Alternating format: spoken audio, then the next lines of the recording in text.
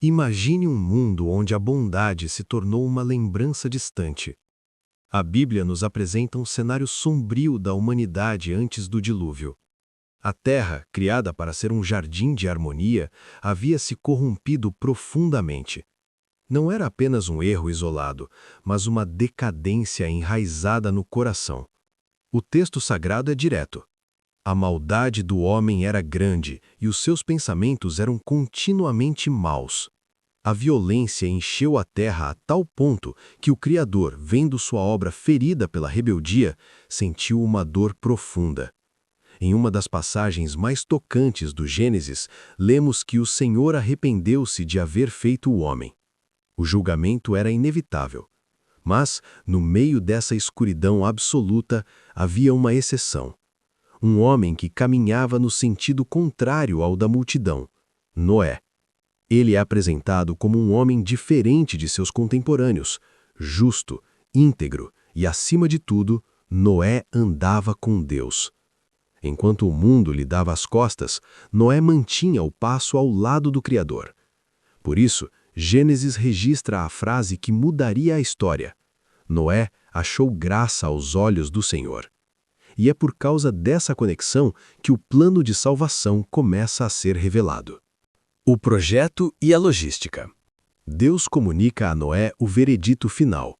A corrupção da terra seria lavada por um dilúvio que destruiria toda a carne. Mas, no meio do julgamento, Deus providencia o escape e entrega a Noé um projeto de engenharia divina. Não era um barco comum, mas uma gigantesca caixa de preservação. As instruções eram específicas. Deveria ser feita de madeira de gôfer, revestida com betume por dentro e por fora para torná-la impermeável, e dividida em compartimentos e 3 andares. As dimensões eram colossais, cerca de 135 metros de comprimento por 22 metros de largura. Imagine um prédio de 4 andares deitado. Tinha uma única porta lateral e uma janela no topo. Antes mesmo do primeiro martelo bater na madeira, Deus estabelece algo sagrado. Contigo estabelecerei a minha aliança. Noé não estava apenas construindo um barco, ele estava carregando a promessa de um novo começo. Com a estrutura pronta, chegava o momento da logística monumental. Deus ordena que Noé leve sua família, sua esposa, seus 3 filhos, Sem, Cã e Jafé, e suas noras, 8 pessoas para reiniciar a história. Mas a arca também se tornaria o maior santuário animal. A ordem foi clara: 2 de cada espécie, macho e fêmea. E dos animais chamados puros, usados para sacrifício, Noé deveria levar 7 pares. Imagine o trabalho de estocar alimento para todos sob o olhar curioso e zombeteiro dos vizinhos. Mas o relato resume a postura de Noé em uma frase poderosa: Assim fez Noé. Conforme tudo o que Deus lhe mandou, assim o fez. A tempestade e o silêncio. Noé tinha 600 anos quando o tempo da paciência se esgotou. A família e os animais estavam acomodados lá dentro. Mas o detalhe mais arrepiante ocorre agora. A Bíblia diz que após todos entrarem, o próprio Deus fechou a porta. Não havia mais volta. O tempo do convite ao arrependimento tinha se encerrado. Muitos pensam que foi apenas uma chuva forte, mas foi um evento catastrófico. As fontes do grande abismo se romperam, águas subterrâneas explodindo para a superfície, enquanto as janelas do céu se abriam. Foram 40 dias e 40 noites de queda d'água ininterrupta. As águas prevaleceram com tamanha força que até os montes mais altos da terra foram cobertos. Do lado de fora, o cenário era de uma tristeza absoluta. O texto é cortante. Tudo o que tinha fôlego de vida em suas narinas morreu. A violência foi silenciada pelo peso das águas. Por 150 dias, o mundo que Noé conhecia deixou de existir.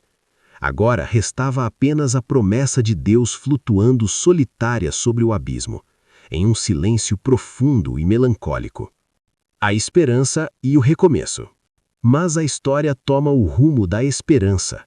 O relato nos traz uma frase confortante: e lembrou-se Deus de Noé. O tempo do julgamento terminara. Um vento soprou e as águas começaram a baixar. Finalmente a arca encontrou terra firme, repousando sobre os montes de Ararat. Noé então inicia testes para verificar a terra. Primeiro envia um corvo, que ia e voltava sem encontrar lugar seco. 7 dias depois, ele envia uma pomba. Na segunda tentativa, ao entardecer, ela volta trazendo em seu bico uma folha de oliveira colhida. Não era apenas uma planta, era o sinal verde de Deus. A vida vegetal estava brotando novamente. A terra estava sendo restaurada. Na terceira tentativa, a pomba não retornou mais. Após mais de 1 ano confinados, a voz de Deus ordena: sai da arca. A espera terminou. A porta que Deus fechou estava aberta. Imagine o impacto. A vida transborda novamente para a terra. Os animais ganham liberdade e a família de Noé pisa no solo firme, um solo que agora prometia vida em vez de destruição. A terra estava lavada, seca, e uma página em branco na história estava sendo virada. A aliança e as leis. A primeira atitude de Noé ao sair não foi construir um altar, mas erguer um altar. Ele entendeu que a sobrevivência foi fidelidade divina, não sorte. Deus, ao sentir o aroma desse gesto de gratidão, faz uma promessa em seu coração: nunca mais amaldiçoar a terra dessa forma por causa do homem, garantindo que os ciclos naturais de sementeira, colheita, frio, calor, verão, inverno, dia e noite nunca mais seriam interrompidos. Em Gênesis 9, Deus formaliza esta aliança eterna: nunca mais destruir toda a carne com um dilúvio. E para selar esta promessa, ele nos deu um lembrete visual: o meu arco tenho posto nas nuvens. O arco-íris não é apenas um fenômeno, é a assinatura de Deus no céu, declarando que sua misericórdia triunfou sobre o juízo. É o arco de guerra pendurado, apontando para cima, indicando que a guerra entre o céu e a terra cessou. Com o mundo renovado, Deus estabelece as diretrizes para a nova civilização.